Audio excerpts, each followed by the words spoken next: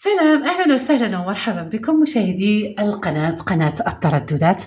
نقدم أحبائي لكل المشاهدين من جميع الفئات قنوات أفلام أجنبي، قنوات عربي، أفلام عربي وأفلام أجنبي، قنوات مسلسلات، قنوات أطفال، أيضا قنوات أخبار، قنوات مصارعة حرة، قنوات رياضية على نيسات. كل فئات يشاهدون قناتي. إذن أحبائي أقدم لكم ترددات وبدون إطالة تفضلوا. نبدأ أحبائي بهذا التردد 11449 معدل ترميز 27500 والاستقطاب أفقي اتش. قناة كارتون شانل، القناة مختصة في أفلام الكرتون موجهة للأطفال.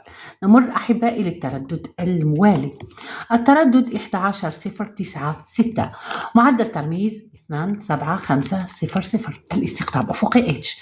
هذا أحبائي تردد ظهرت عليه قناة جديدة تحمل اسم إخناتون.